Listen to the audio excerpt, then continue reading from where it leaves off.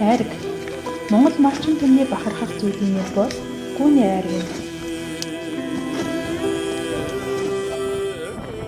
Айраг цагаан нэгэн эртнээс Монгол улс орны донд үлдэгдэн ирсэн технологи зан үйлийг шингээсэн өнгөмөц сундаа билээ.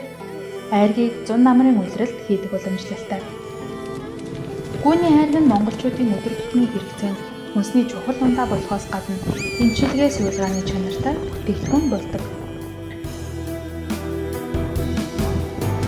Согнож тавьсан айраг сүмэрсэн дограачтай сонгод үргэж мэлнасаа сүргийн алтан ундаа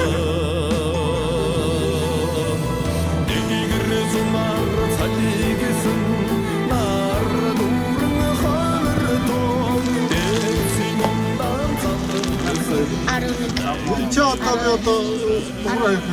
Айраг нь цангаа гаргахаас гадна хүний бие түргэн шингэж бодисын солилцоог сайжруулдаг бөгөөд сүрье, цусан суулга зэрэг зарим өвчнийг эдгэх өндөр ач холбогдолтой. Айрагны найрлаганд хүний эрүүл мэндэд хэрэгцээтэй бүх витамин агуулгадж байдгаас А, С, В витаминаар илүү баялаг байдаг. Мөн үнэний сүүнээс 3 дахин их С витамин агуулгаддаг ба кальц, фосфор, холбаац, зис зэрэг эрдэсээр үхрийн сүүнээс даваа талтай болохыг эрдэмтэд нотолжээ.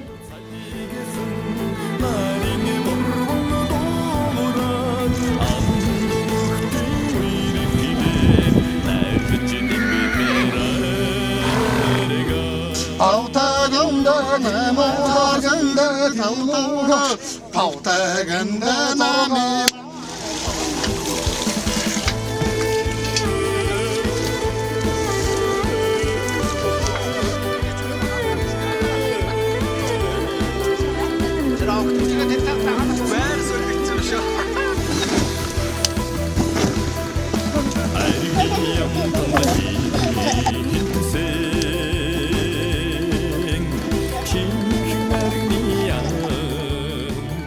Монголчууд морьтойгоо нарийн холбоо харилцаатай бөгөөд энэ уламжлалт нь мөн айраг эсгэх зан үйл дээр ч нарийн ажиглав.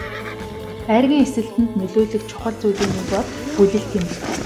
Бүлэлтийг удирдлагын байдлаар тохируулдаг. Намрын айргийг олон бүлгэл шингэрч цайрна. Зуны айргийг дутуу бүлбэл эсэглэн амттай болдог. Эсэлт бүйтсэн айргийн цэнгэнсэн сайхан нэртэй. Тосны хөхөвтөр жижиг бөмбөлгүүд хөвж байдаг онцлогтой. Айраг нь аливаа зочинд үзүүлэх хүнлэл ба найрсгаар ухтах илэрхийлэлтийн нэг юм.